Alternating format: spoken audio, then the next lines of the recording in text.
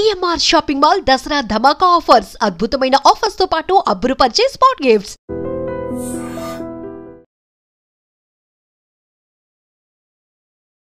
Hi hello నమస్తే welcome back to iDream media. So ఒక latest update అనేది ప్రపంచాన్ని భయపెట్టే అప్డేట్గా మారబోతుందా అని అంటున్నారు. అయితే ఆ అప్డేట్ ఏంటి అంటే పవర్ బిల్స్ పెరగబోతున్నాయి ఇండియాలో. పవర్ బిల్స్ అంటే ఇంత యూనిట్కి ఇంత ప్రైస్ అనేది ఆల్రెడీ స్టేట్ గవర్నమెంట్స్ డిసైడ్ చేస్తూ ఉంటాయి. కానీ ఇప్పుడు ఈ అధికారం మొత్తం సెంట్రల్ గవర్నమెంట్ చేతిలోకి వెళ్ళిపోతుందని చెప్పేసి, అలాగే యూనిట్ ధర 1000 కూడా పెరిగే ఛాన్సెస్ ఉన్నాయని చెప్పేసి కొంత న్యూస్ అయితే బయటకు వస్తుంది. ఇది ఎంతవరకు నిజం ఏంటి అని తెలుసుకుందాం. దీన్ని మనకి షేర్ చేయబోతున్నారు సర్టిఫైడ్ ఫైనాన్షియల్ ప్లానర్ రామచంద్రమూర్తి గారు. సార్తో మాట్లాడదాం. నమస్కారం సార్. నమస్తే అండి. సో నిజంగా భయపెట్టి న్యూస్ లాగే ఉంది ఇది.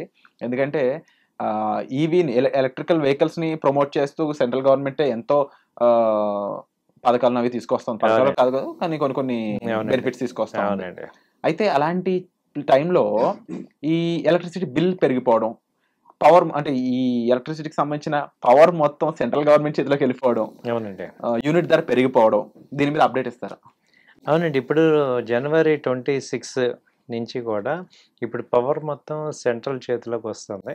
ఎందుకంటే ఇప్పుడు ప్రతి స్టేట్ గవర్నమెంటు ఈ పవర్ అనేది ఒక ఫ్రీ కరెంట్ ఇస్తాము అనేది తీసుకురావడం అనేది జరుగుతుంది.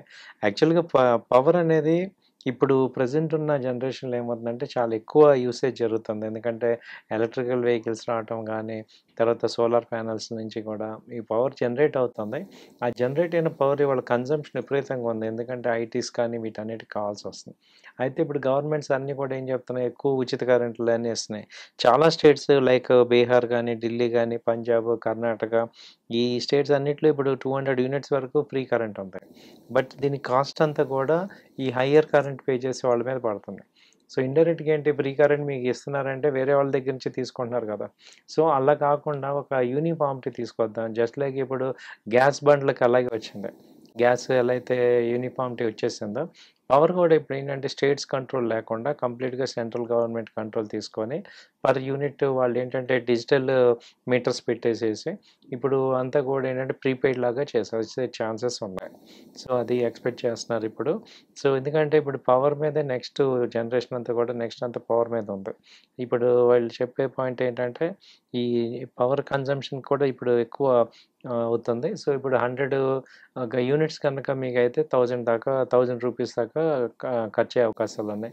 అలాగే 200, 300 యూనిట్స్ అయితే మాత్రం ఇక ఆ రేంజ్లో ప్రపోర్షనేట్గా మనకి పెరుగుతాయా తగ్గుతాయా అనేది ఏమిటంటే ఇప్పుడు జిఎస్టీ ఎలా అయితే తగ్గిస్తారో నెంబర్ ఆఫ్ యూజర్స్ పే చేస్తున్నప్పుడు తగ్గించే అవకాశాలు ఉంటాయి.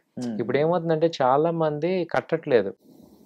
దానివల్ల దాన్ని కాంపెన్సేటర్ను ఎక్కువ వాడే వాళ్ళకి అడ్జస్ట్మెంట్ అవుతుంది. ఇప్పుడు ఎప్పుడైతే అందరూ కూడా అన్ని హౌసెస్కి కూడా పవర్ సర్క్యులేట్ అవటం, అలాగే పవర్ బిల్స్ రెగ్యులర్గా రావటం మొదలు పెడితే మనకేమవుతుంది, యూనిఫామిటీ వస్తుంది. దానివల్ల ఇది బెనిఫిట్ అవుతుందని చూస్తున్నారు. సో ఇది మేజర్గా జరుగుతుంది. సో ఇప్పుడు నెక్స్ట్ ఏంటంటే ఇప్పుడు ఎలక్ట్రిసిటీ అనేది ఫ్రీ అనేది కాదు, ఇక ఫ్రీ అనే ఛాన్స్ అయిపోయింది. అంటే మెయిన్గా రైతుల పరంగా చూసుకున్నట్లయితే ఈ ఎలక్ట్రిసిటీని 24 అవర్స్ ఇవ్వడం, దీన్ని ఇంత తక్కువలో ఇవ్వడం అనేది చాలా ప్రైమరీగా ప్రభుత్వాలు చేసుకుని నడుస్తున్న టైంలో స్టేట్ గవర్నమెంట్స్కి చాలా పెద్ద ఎత్తున మైనస్ అవ్వడం స్కోప్ ఉందనేది కొంతమంది వాదన. ఇంకో పక్క సెంట్రల్ గవర్నమెంట్లో చూస్తే బీజేపీ ప్రభుత్వం అనేది ఉంది, అన్ని చోట్ల ఇది లేదు. కాబట్టి వాళ్ళకి పెద్దగా వచ్చే నష్టం ఏం లేదు. ఇంకో పక్కన ఎండ్ యూజర్ ఎవరైతే ఉన్నారో, కామన్ పర్సన్, కామన్ మ్యాన్ అనేవాడు ఎలక్ట్రికల్ వెహికల్స్ కోసం ఖర్చు పెట్టి యూనిట్లు అయి ఉండొచ్చు, లేకపోతే ఇంట్లో వాడే ఎలక్ట్రిసిటీ అయి ఉండొచ్చు, లేకపోతే నిజంగా పొలాల కోసం వాటర్ కోసం వాడే ఎలక్ట్రిసిటీ అయి ఉండొచ్చు. ఇదే పెద్ద భారీ ఎత్తున వాళ్ళ తల మీద పడే అవకాశం కూడా ఉంది కదా. దీన్ని ఎలా ముందుకు తీసుకెళ్తారనే పోరాటాలు వస్తాయి అని చెప్పేసి ఎనలిస్టులు చెప్తా ఉన్నారు. మీరేమంటారు? ఇక్కడ ఏమవుతుందంటే సార్, ఇప్పుడు ఇప్పటిదాకా ఇండియా పాయింట్ ఆఫ్ వ్యూలో చూస్తే ఏంటంటే ఎలా పడితే అలా ఒక అన్ఆర్గనైజ్డ్గా జరిగిపోయింది ప్రతి ఇష్యూ కూడా. అలా కాకుండా ఒక ఆర్గనైజ్డ్గా రావాలి అనేది ఇక్కడ తీసుకుంటున్నాం. ఇప్పుడు రైతుల పాయింట్లో తీసుకుంటే ఏంటంటే ఇప్పుడు మీరు అన్నట్టు ఆ కరెంటు రైతుల వాళ్ళకి మెయిన్ ఇంపార్టెంట్, వాళ్ళకి వ్యవసాయం important. And at the same time వాళ్ళకి కూడా ఒక కంఫర్ట్ లెవెల్ వచ్చేది. వాళ్ళ ఫ్రిడ్జ్ లేని రైతు కుటుంబాలు ఎక్కడ ఉన్నాయి, టీవీ లేని రైతు కుటుంబాలు ఎక్కడ ఉన్నాయి. సో వాళ్ళందరికీ ఏమైందంటే ఒక రకమైన కంఫర్ట్‌నెస్ వచ్చేసింది. ఇప్పుడు ఇప్పుడు మనం మామూలుగా ఖర్చులు తీసుకున్న వాళ్ళకి ఒక బేస్ లెవెల్ ఫార్మ్ అయిపోయింది. ఇప్పుడు ఈ రూ. 1000, 2000 అనేది పెద్ద నార్మల్ అనేది అనిపిస్తుంది. అయితే కరెంట్ ఎంత తీసుకుంటున్నారు? దానికి ఎంత పడుతుంది? ఏంటి? ఇదంతా క్యాలిక్యులేషన్ వచ్చి ఒక 2, 3 నెలలు ఇంప్లిమెంట్ అయితే కానీ దాని యొక్క మంచి చెడు రాదు. ఇవాళ గవర్నమెంట్ ఏం చెప్తుందంటే బీజేపీ గవర్నమెంట్ కానీ సెంట్రల్‌లో ఈవెన్ బీజేపీ స్టేట్ రన్ అయిపోయి దాదాపు 12-15 స్టేట్స్ బీజేపీ కూడా ఉంది.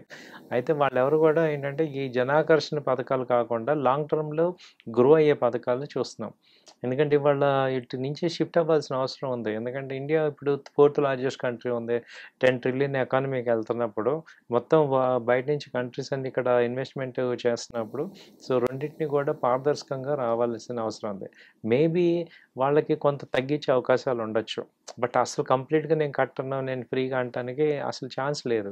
సో కొంత అమౌంట్ వాళ్ళకి వ్యవసాయదారులని ప్రూవ్ చేసుకుంటే అక్కడ కొంచెం సబ్సిడీ ప్రైసెస్‌లో ఇవ్వచ్చు కానీ ఫ్రీ అనేదైతే ఛాన్స్ లేకపోవచ్చు.